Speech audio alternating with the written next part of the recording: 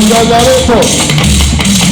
Àwọn ènìyàn nínú lórí alẹ́ yàtọ̀ mọ́ àwọn ẹni tó bá nínú ìdánilẹ́bí ẹgbẹ́ kájí kẹ́kẹ́ ayé ìjọ. Ọ̀rọ̀ ló ń bọ̀ ọmọ báyé wù mí.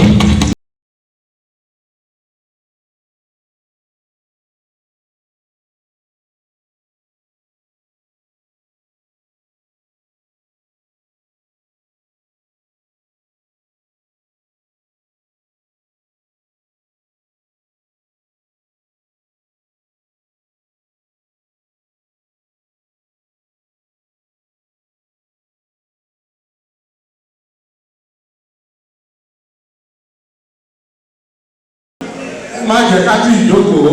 Yorùbá ń tẹ̀.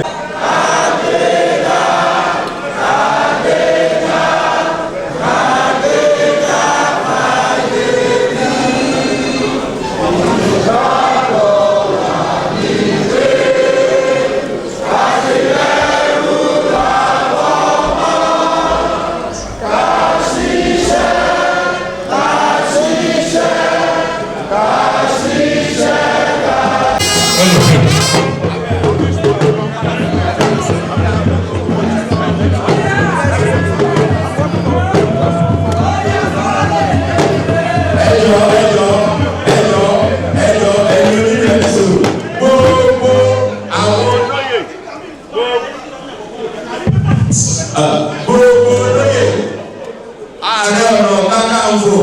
abẹ́kí gbogbo wa máa bọ̀ níta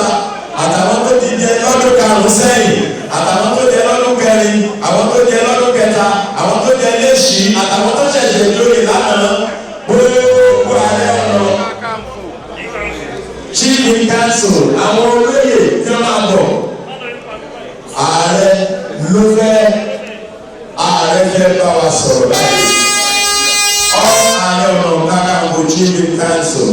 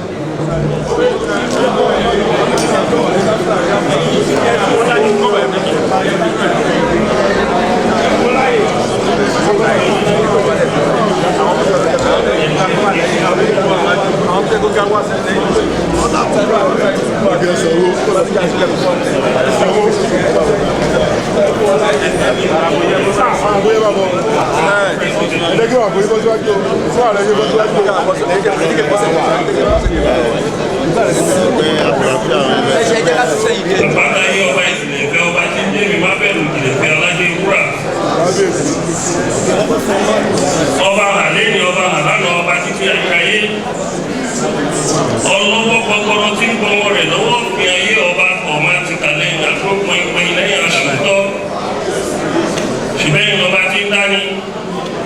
ẹ̀yin ọba tí ń lání ẹ̀yin ni ọ̀bàbà tí ń paralé tí ń para òkú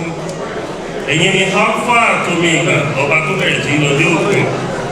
kábíyèsí lẹ́kùnrin àdúgbà rẹ̀ lọ́jọ́ tì ní ìhò àdúgbà ogun tẹ dá sílé ayé àdúgbà ogun tẹ dá sí àjùlé ọ̀run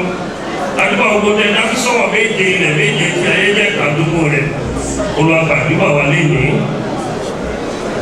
òkè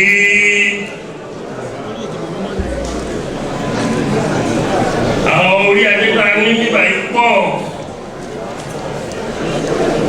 ó pọ̀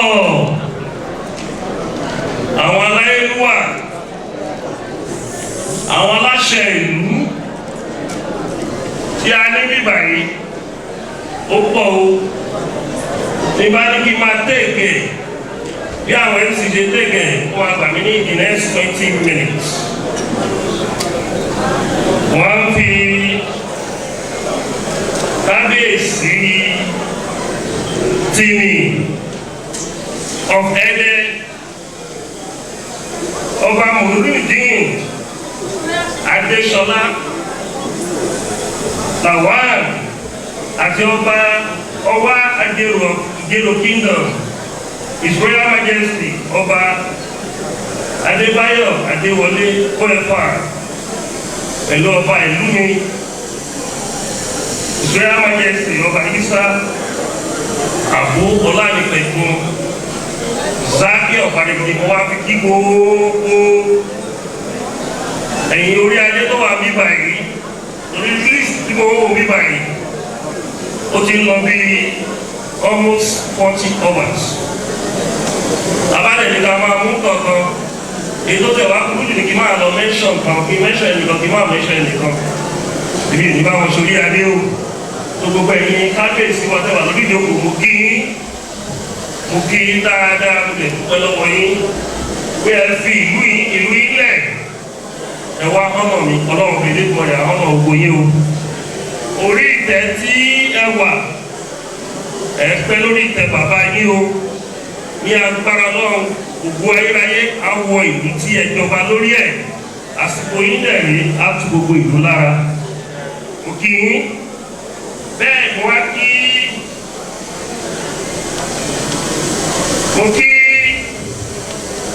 Professor Akin Alao tó kọ ìwé tí a fẹ́ gbé jáde lórí Aare Onakakanfo lẹ́ni ìwé yìí àwọn akọ́dí ẹ̀jẹ̀ ní àlèkọ́tán tí àwọn bá náà fẹ́ kọ history àwọn baba ńlá mi tó ti di orí Aare Onakakanfo yìí tó bá náà fẹ́ kọ́ tán in the next 100 years kò lè kọ́ tán torí ó ní nǹkan tí ààrẹ kankan gbé ṣe lórí history ilẹ̀ Yorùbá àwa realize pé àwọn òkọ̀tàn wọ́n play down gbogbo nǹkan tí àwọn ààrẹ ti ṣe ṣùgbọ́n lásìkò tèmi àwọn nǹkan tó ń ṣe tọ́bí wọn lẹ̀ Yorùbá lọ́wọ́ máa gbìyànjú láti jẹ́ kó wà nínú ìwé torí ìtàn ní series by series ní ọjọ́ iwájú wá kí àwọn ọ̀dọ̀gbọ́n kan bí ó Ààrẹ Oníkòyí ẹ̀ṣọ́ àbúrò Aare Onakakanfo nìyẹn ẹni ààrẹ tó bá ti jẹ lẹ́yìn Aare Onakakanfo àbúrò Aare Onakakanfo nìyẹn ẹ jẹ́ mojú Oníkòyí àbúrò parọ́ ní Oníkòyí dà jẹ́ wò ó àbúrò àbúrò Aare Onakakanfo ààrẹ náà ni o ààrẹ làárẹ jẹ́ o Ààrẹ Oníkòyí ti of Yoruba land so mo kí gbogbo àwọn professor a ní ọ̀pọ̀lọpọ̀ professor bíbá yìí but unfortunately press secretary mi orúkọ ọba nìkan ló fi síwájú mi ní oṣù wáyé orúkọ ọba ní gbogbo list tí mo rí gbogbo àwọn personality yòókù kò kọ́ wá o wá kí gbogbo ẹ̀yin tí ẹ wá yẹ mi sí lónìí orí ọ̀pọ̀lọpọ̀ ojú bẹ́ẹ̀ o dẹ̀ rí oríṣiríṣi àwọn ẹgbẹ́ orí ẹgbẹ́ Odùduwà orí southwest security stakeholders ọ̀pọ̀lọpọ̀ ẹgbẹ́ ló wà níbàyí lónìí ọwọ́ yẹ mi sí ẹ má bínú lórí hall kékeré ta lọ ta gbà yìí tẹwọ̀ pé program pọ̀ lọ́wọ́ wa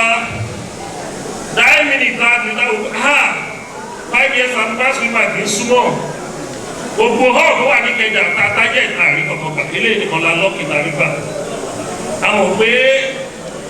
elérò ní wá àdìdé káwọn mẹ́mbà wa kan wọ bíbà ìgan àdìdé kan wá a mọ̀ pé a máa ń ní àwọn èèyàn tó máa tẹ́ ìvẹ́ǹtì wa ẹ má bínú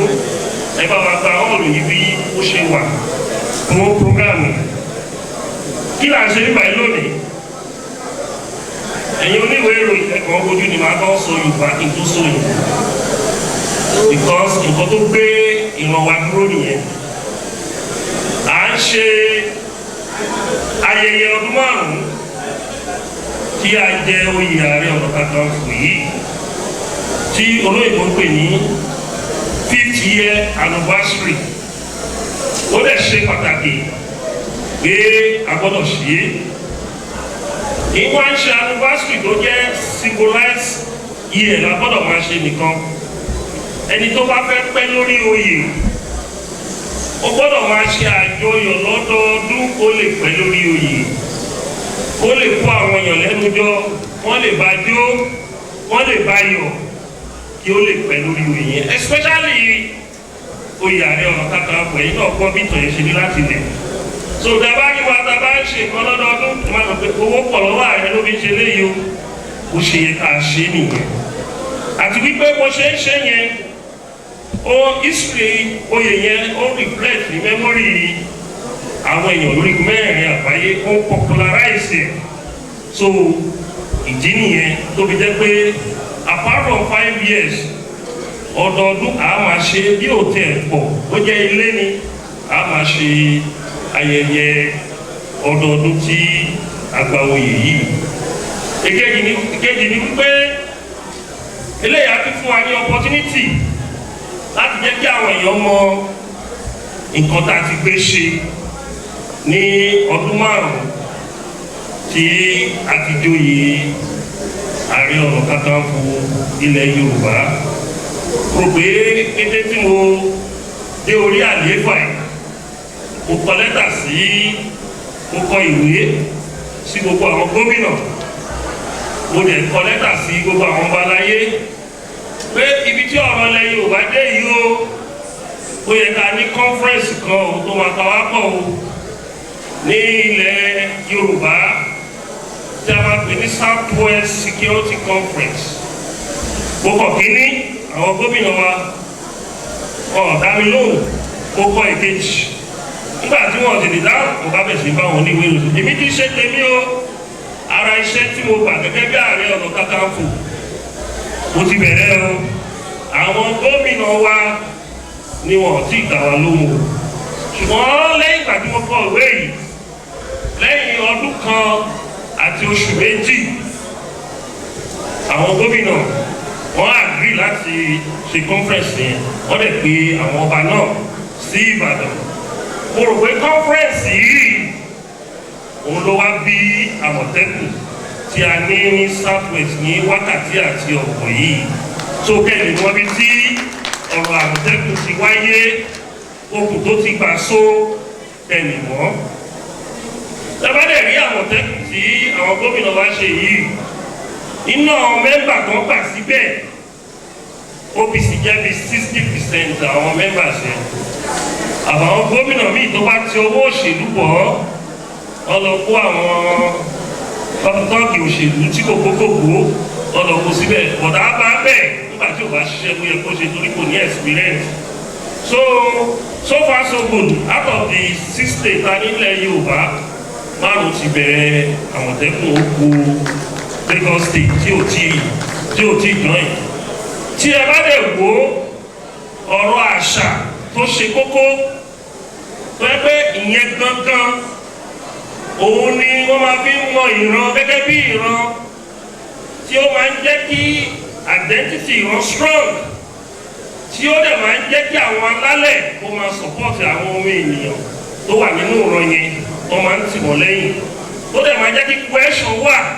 gẹ́gẹ́ bí ìran. Ìkan tá à ń pè ní cultural promotion. Àgbà tí mo jẹ́ ààrẹ, mi ò dáwọ́ bí mo ṣe ń bọ̀ kí n tó di ààrẹ. Mo túbọ̀ múra sí ni pẹ̀lú àwọn ọba aláyé ìlú kọ̀ọ̀kan, different festivals, mi ò rò lórí ẹ̀. Ìkẹta, mo wá ronú pé ìjọba nìkan ò lè handle ọ̀rọ̀ security.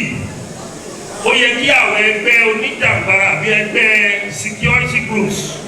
lẹ́gbẹ́ wà nílẹ̀ Yorùbá, mo wá kó gbogbo ẹgbẹ́ security groups tó wà nílẹ̀ Yorùbá, àwa lọ bí 11, àwa pé orúkọ ẹ̀ ní Southwest Security Stakeholder Group. Lẹ́gbẹ́ OPC, Vigilante, Hunters, Àgbẹ̀kọ̀yà, Concerts,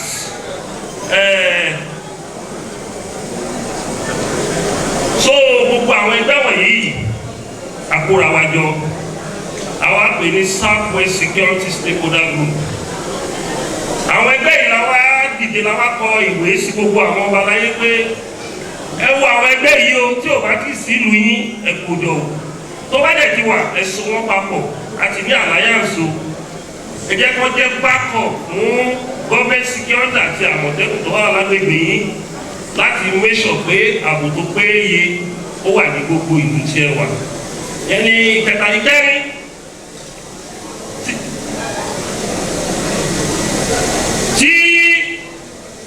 nǹkan kan bá ṣẹlẹ̀ gbà ní Nàìjíríà tó bá kàn sáyẹn Yorùbá léèrè àwọn oníwèé ìròyìn ló kú wà bíbá yìí tára àwọn oníwèé ìròyìn ọkọ máa kọ́lẹ̀ fún ẹ̀ pé kó rẹ́spọ́ǹsì ààrẹ ni báwọn ọba kan lè wà tó jù mí lọ ọ̀ ní lọ kọ́lẹ̀ fún ọba yẹn o wọ́n bá tẹ̀ kọ́lẹ̀ fún ọba yẹn náà ò lè sọ̀rọ̀ lórí ẹ̀ torí pé o ò fẹ́ kí ìjọba ó rànjúmọ́ ọ̀hún àwọn ààrẹ ní wọ́n máa tì sí o tí ìbátẹ̀ wá sọ̀rọ̀ àwọn kan máa sọ̀rọ̀ ní social media pé kí làárẹ̀ ń ṣe lórí ọ̀rọ̀ yìí so láti ìgbà tí mo ti jẹ oyè kí tó jẹ oyè ló ti rí bẹ́ẹ̀ tó bá tí mo jẹ oyè yìí dìmáàdì ẹ̀ pọ̀ lórí anything tó bá ṣẹlẹ̀ nílẹ̀ Yorùbá mo gbọ́dọ̀ response sí tí mo dẹ̀ ń gbìyànjú wọn bára mi a good example máa ń fún yín ní example kan tó lè kábíyèsí wa tó wà bí àti ẹ̀yìn ọ̀dọ̀gbọ́n tó wà bí ní ìgbà tí àwọn criminal darandaran yìí bóyá àwọn jàǹdùkú tó ń jíyàn gbé ni wọ́n ti ṣe wọ́n ti fẹ́ bẹ̀rẹ̀ ní Lagos Ìbàdàn expressway kótó dìyẹn Southwest security stakeholder àti kọ lẹ́tà sí gbogbo àwọn commissioner of police director of DSS àwọn state mẹ́ta tí ọ̀nà Lagos Ìbàdàn expressway tó ń reflect bẹ́ẹ̀ ṣùgbọ́n wọn dáhùn àníkàjọ ṣiṣẹ́ papọ̀ pẹ̀lú Southwest security stakeholder àwọn director of SSS commissioner of police wọn dáhùn even security adviser to the governor wọn dáhùn gbàtọ́ bí adé wá kọ lẹ́tà sí àwọn gómìnà wọn dáhùn nígbà tó ti lè gbé former deputy BC University of Ibadan kìíní ìmọ̀ àti ìwọ́ lọ Lagos Ibadan expressway ní òbí fẹ́ sèpù wọn báyìí fún láti bọ́ sínú ìwé ìròyìn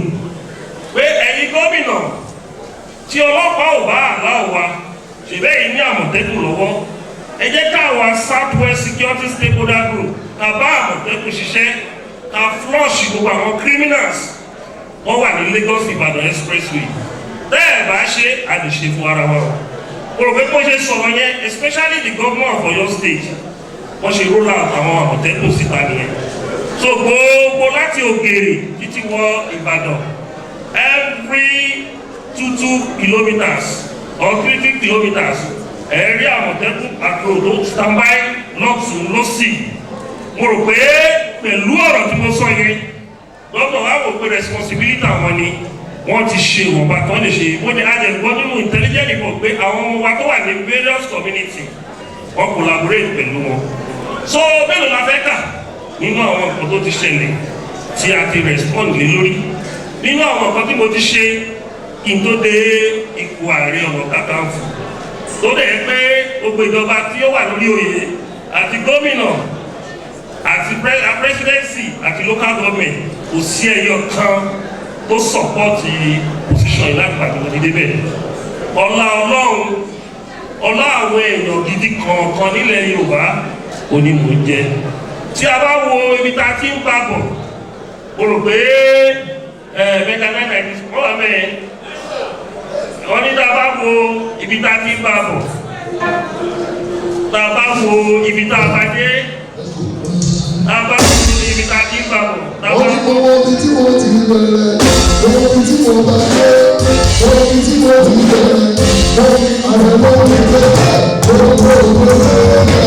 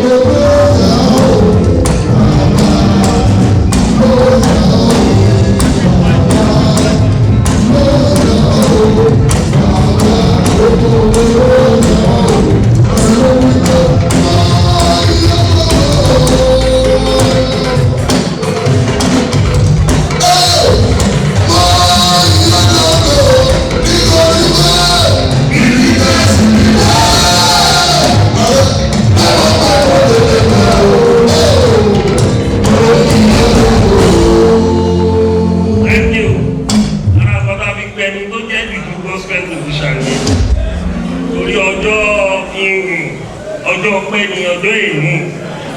Nínú gbígbìyànjú mi out of the 5 states tó ti gba Àmọ̀tẹ́kùn Ọ̀yọ́ state wọ́n wò pé arákùnrin yìí máa gbìyànjú ká fi bẹ̀rẹ̀ kìíní yìí àwọn dẹ̀ ti rí advantage tí Àmọ̀tẹ́kùn ask security wọn wọ́n láti fún mi ní ambassador of Àmọ̀tẹ́kùn in Ọ̀yọ́ state wọ́n dẹ̀ fi kíkọ́ fún àti Àmọ̀tẹ́kùn lẹ́tà fún àwọn ló dẹ̀ sọ sálárì àwọn mẹ́tẹ̀ẹ̀ta yẹn láti pàtó ti bẹ̀rẹ̀ so mo fi àsìkò ìdúpẹ́ lọ́wọ́ Ọ̀yọ́ state mo dúpẹ́ lọ́wọ́ ìwọ̀nba láyé tẹ́ǹtì wà lẹ́yìn tí ẹ wò pé wàhálà wa pọ̀ àgàgà bàbá wa ọ̀wá ajérò ìfapá báyẹn ti ṣe nígbèsí ayé wa kọ́kọ́ o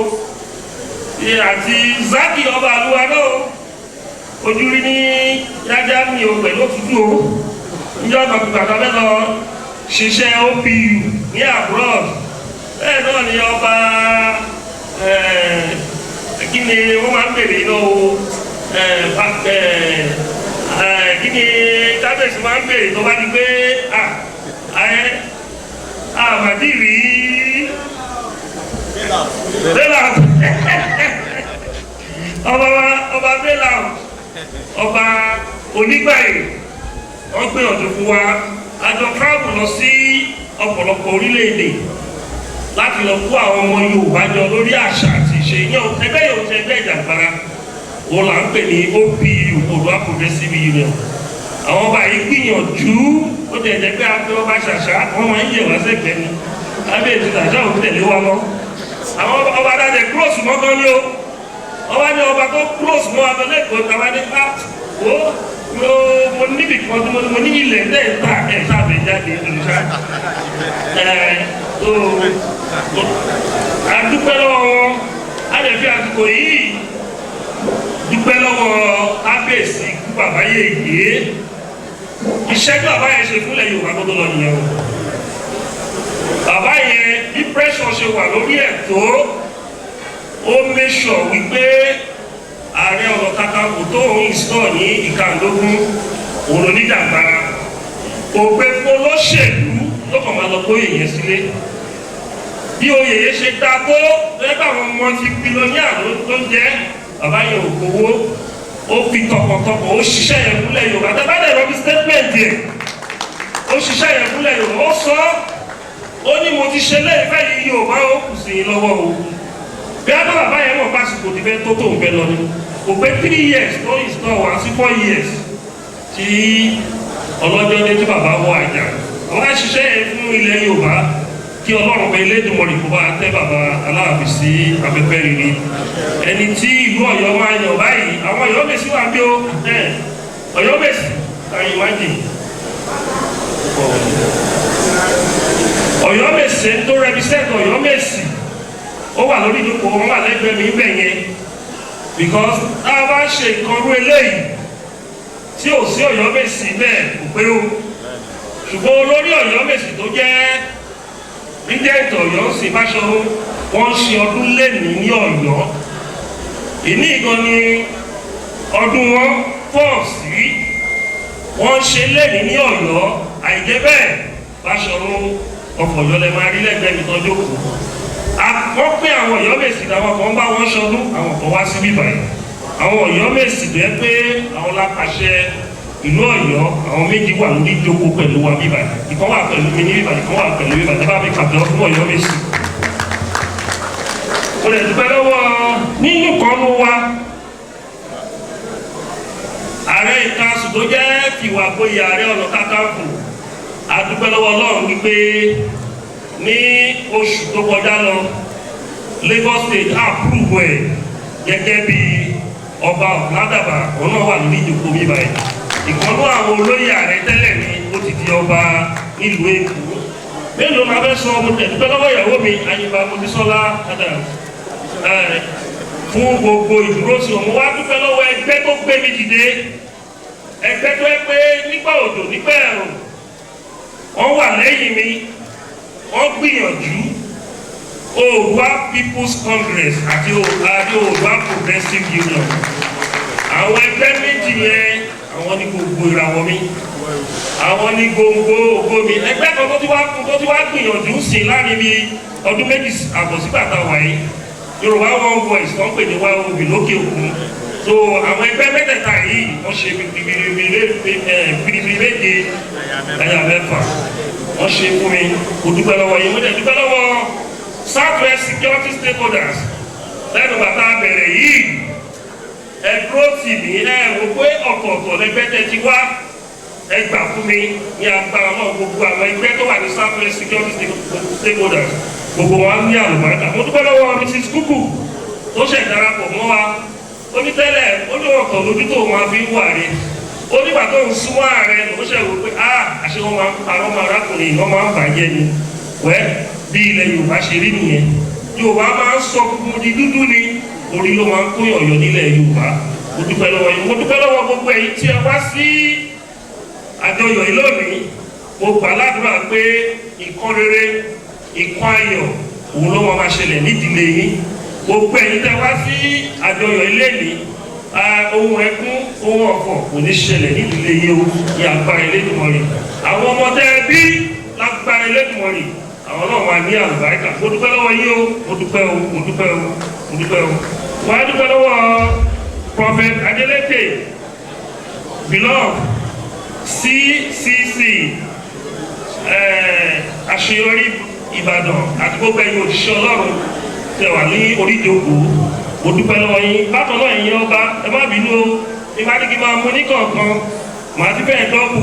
oyè mínísítì mo ti lù torí a ní àwọn kọ̀ọ̀kan tá a fẹ́ ṣe ká tó fi ijó sí àti ayọ̀ sí mo dẹ̀ dúpẹ́ lọ́wọ́ ẹ̀yin oníwèé ìròyìn Ìmẹ́rẹ́ of Society mo dúpẹ́ lọ́wọ́ yín pé ìdúró ti ní gbogbo ògbà pẹ̀lú pé jẹ́ pé à ń ṣe ìjọba ẹ̀ ń ràn wá lọ́wọ́ ẹ̀dẹ̀ fún wa ní good publicity ní agbára náà gbogbo yín pátápátá lẹ́mọ̀ lálùbáríkà iléeṣẹ́ yóò ní jóná ilé ìròyìn á ní àlùbáríkà gentlemen of the press my speech was to appreciate God Almighty and the people that gather here today to celebrate with me. And at the same time, I try to reflect on the achievements that I have achieved within a period of 5 years. One, I was one of the people that made sure we have a Southwest security Southwest conference that brought Amotekun into play in our security. Secondly, my antecedent on the promotion of culture. When I became Aare Onakakanfo 5 years ago, I did not stop promoting Yoruba culture in different communities. Even the festival we normally promote, I try to increase it with the little resources in our disposal. The third one is the issue of response to anything that affects Yoruba land, which is the main duty of Aare Onakakanfo. In my own little way, on the basis of the Constitution of the Federal Republic of Nigeria, I always responded to anything that would affect Yoruba land, even Nigeria, on the basis of justice. I always done that. And at the same time, all the group that God has given to me, I make sure I maintain the tempo and very good relationship with them. And I have used this opportunity to thank the Aare Council, all the royal father here. It's not easy. You are not a government official bringing about 40 of us to an event that was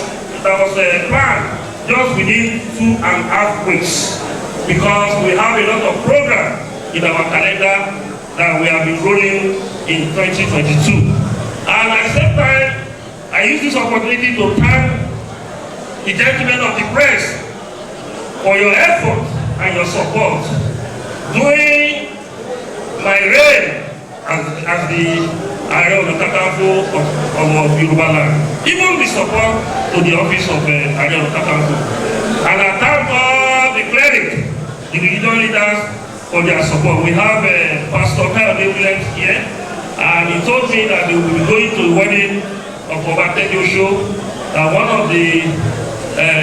daughter of Obafemi Awolowo is having a wedding today, that he will still come back to grace this occasion. Without taking too much of your time, I thank everybody, everyone here in this hall, and I pray God will bless your family for giving me this support, for celebrating with me, and God will celebrate you. Thank you very much.